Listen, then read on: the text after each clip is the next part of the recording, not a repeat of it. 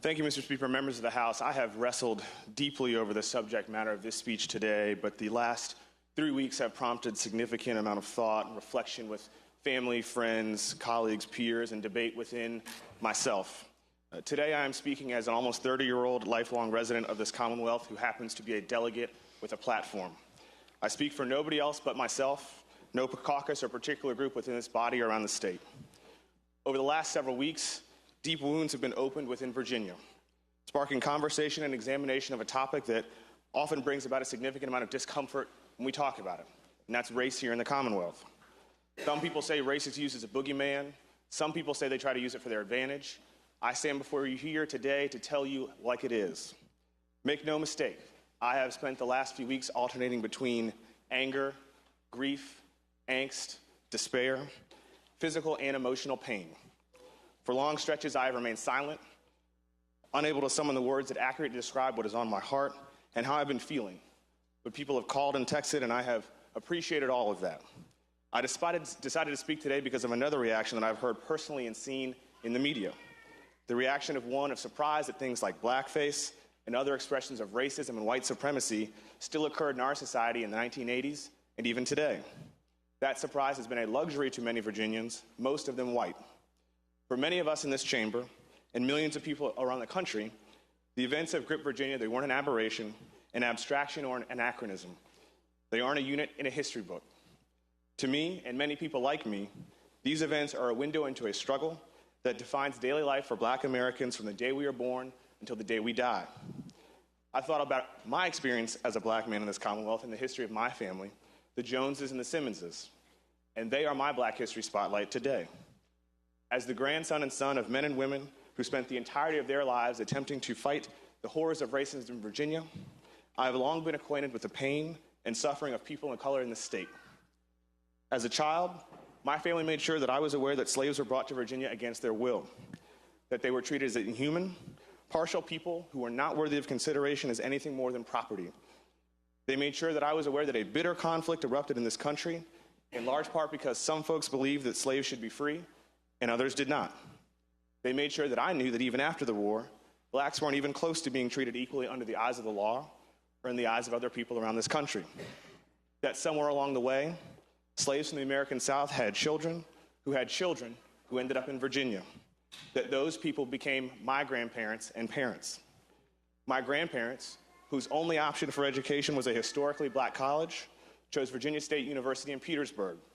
My grandfather, Hillary H. Jones, Jr., wanted to be an attorney, but couldn't go to law school in Virginia because they didn't allow Black people to attend. He had to borrow other students' bar preparation materials because the law libraries wouldn't lend him the books. And this was in the 1940s, after he had gone to Italy to serve his country in World War II in the Italian theater. He passed the bar, and he and my grandmother returned to Norfolk, only to be shunned by the majority of the population as second-class citizens. So they dedicated themselves to righting wrongs, to fight for equality and justice, to make sure their children did not endure the same struggles that they did. On the other side, my mother's parents, Margaret and Charles Simmons, moved to Norfolk so that my grandfather could teach at Norfolk State University, because back then, a white university wouldn't dare hire him as a professor. They too got involved in the struggle for justice, just like my other set. They served as a test case for the YMC Beach Club and were rejected because of the color of their skin. My grandparents took my mother and her siblings on a road trip across the country through the segregated South, which is their home, only to run into the same treatment that all Black folk felt along the way. They used the Green Book that Delegate Ward so eloquently spoke about just a couple of days ago. Despite my grandparents' effort to build a life for their children that was equal and just, my parents endured their fair share of racism throughout their journey as well. My father and his two brothers integrated Ingleside Elementary School in Norfolk in 1960, when my dad was just 6, only to be treated with jeers and chants of "nigger, go home." 20 years ago on this very same floor, my father spoke against the placement of the Confederate flag on a license plate. He recalled seeing a cross burning as a child with the Confederate flag waving alongside of it. Some of the members in this chamber today were there and felt the searing pain and raw emotion that my father felt on that day in 1960. He was just a young boy filled with fear and all that burning cross connotated. To him and others, these symbols mean hate and vitriolic racism. I remember vividly the hate mail that we received at our home for months afterwards after that speech. But my family's history of fighting civil rights or enduring racism isn't particularly unique. I share it because it illustrates the central point I hope to make today. It is part of Virginia's history, whether we like it or not. And it is certainly part of our Black history that I believe must be shared. For people like me, the dark history of Virginia and the fight to change it are not confined to history books or remembrances around Martin Luther King Jr.'s birthday. That struggle is personal and intimate to me and my family as my grandmother's recipe for succotash or my father's love of jazz music. And despite generations of suffering and sacrifice, my own life has been impacted by the overt and covert racism that has haunted us for hundreds of years. And it wasn't always the racism that was thrown in my face, but it was also the casual racism, the subtle comments, the jokes from white acquaintances who had the luxury of thinking about race as fodder for humor. Indeed, I carried with me to this day a memory associated with this hallowed body. I recall a moment from my childhood at a General Assembly retreat with both Democrats and Republicans in attendance. And I was playing with other children of legislators. As we played, our group was approached by another legislative significant other who looked at me and then told her little girl, "Don't play with him because he's Black." As a young boy, I may have not gotten it then, but I certainly get it now, and it still stays with me.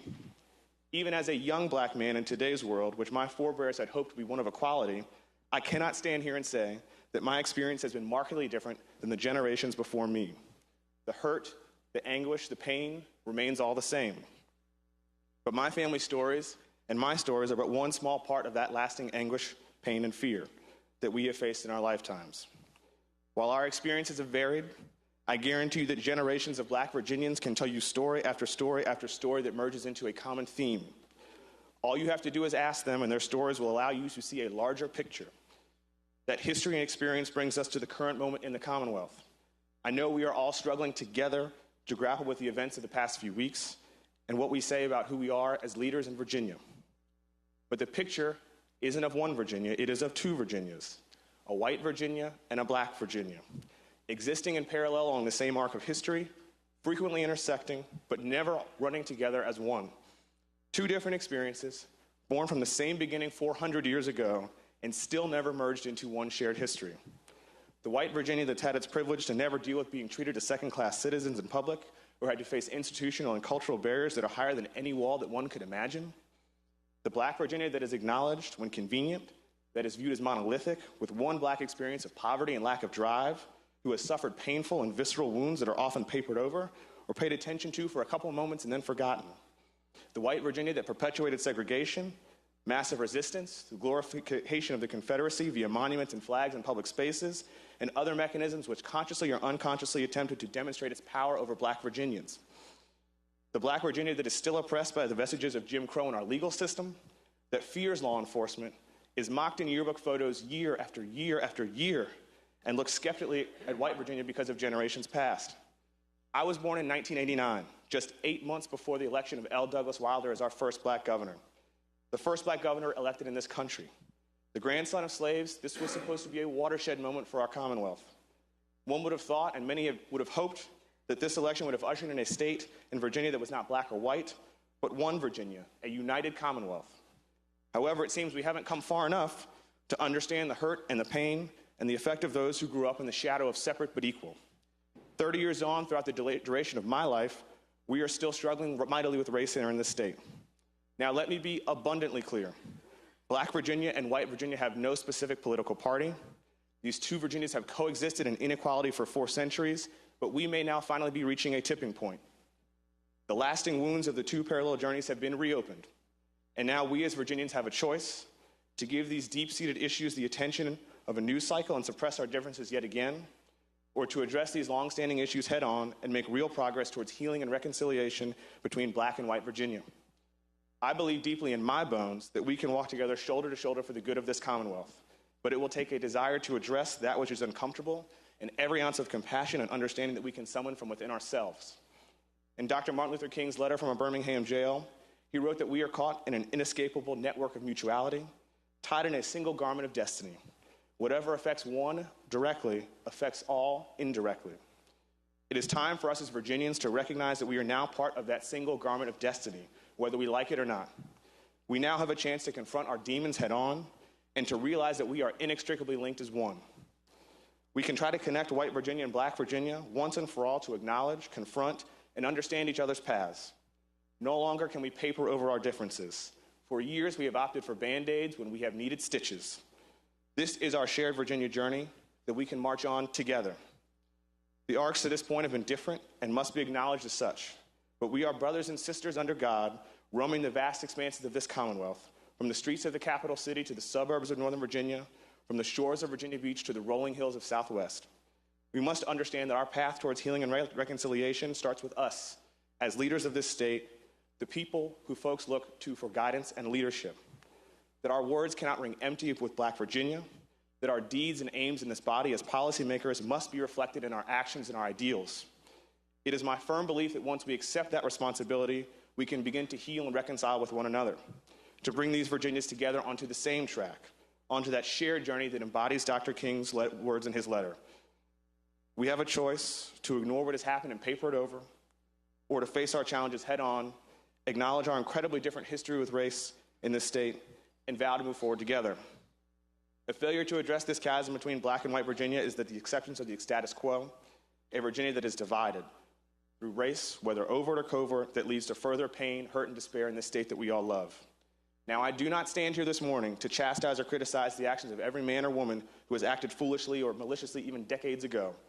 Insensitivity to others means that I must believe in second chances and forgiveness. And that's why my family and my faith have always taught me. I feel strongly that the cure for the cancer of racism and discrimination is not gradualism. The need for change and justice is urgent and immediate, and the burden is on all of us to end the scourge of racism once and for all. I have internalized the struggle that my family has suffered for generations, just as every other Black Virginian has struggled as well, and I feel compelled to insert myself into this conversation so that I might be able to make a lasting difference in our state that has been moving in separate directions for far too long. I have faith that we can make the tough choice to tackle our history head on and move forward together to heal and reconcile. It is what my grandparents and parents have wished that we do for decades. As a young Black man in this fractured Commonwealth, I will do all that I can to make sure that their dream, our dream, comes true. Thank you, Mr. Speaker.